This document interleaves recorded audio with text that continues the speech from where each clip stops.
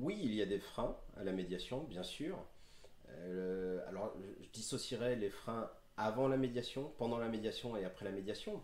Avant la médiation, le frein principal, c'est l'envie d'aller en médiation. Ce qu'on entend très souvent de la part des parties, c'est j'ai raison, l'autre est un salaud, et il est hors de question que j'aille en médiation parce que ce que je veux avant tout, c'est justice.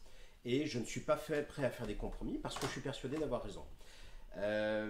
Et là, ça demande quelque part de faire le deuil de cette posture. Je suis une victime, l'autre est méchant, j'ai raison, l'autre a tort. Et sans ça, la médiation n'est pas possible. Alors une des techniques qui est amusante d'ailleurs, c'est de laisser parler cette personne en disant oui, oui, je suis sûr de gagner, mon avocat est sûr de gagner, nous avons raison, voilà, très bien. Et de se tourner vers l'autre partie et de poser la même question et l'autre partie dit la même chose.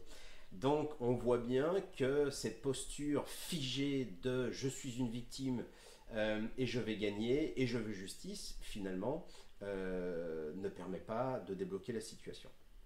Une fois qu'on est en médiation, euh, contrairement à ce qu'on pense, ce ne sont pas les émotions comme la colère, par exemple, qui peuvent être un frein, puisque les émotions signifient quelque chose, donc ça c'est plutôt positif, au contraire. C'est pas le mensonge. Mentir, c'est dire non, mais mentir, c'est aussi dire oui à autre chose. Un enfant qui ment, quelque part, il dit oui à autre chose. Par exemple, il a peur de décevoir ses parents. Donc il dit non à la vérité, mais il dit oui à son besoin de reconnaissance par son père ou par ses parents. En médiation, ce qui est très difficile à gérer, c'est la mauvaise foi, qui elle peut être à un moment donné un frein incontournable. Et après la médiation, donc une fois que l'accord est passé, le frein principal, c'est le changement d'avis. Mais ça veut dire que la médiation, il y a des choses encore à creuser, donc on peut reprendre la médiation.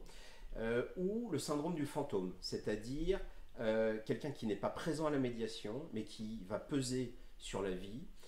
Et du coup, la personne qui est à médiation revient, par exemple, dans son entreprise, présenter l'accord à un comité de direction, par exemple, ou le conjoint qui était en médiation familiale contre son ex-mari et va voir son nouveau compagnon. Et là, il y a un risque que ces fantômes, au sens non présent physiquement à la médiation, fassent capoter l'accord. Mais encore une fois, ça c'est identifiable avant la médiation et il y a des moyens de régler ces problèmes. Donc en gros, oui, il y a des freins, c'est sûr, mais aucun qui soit complètement incontournable.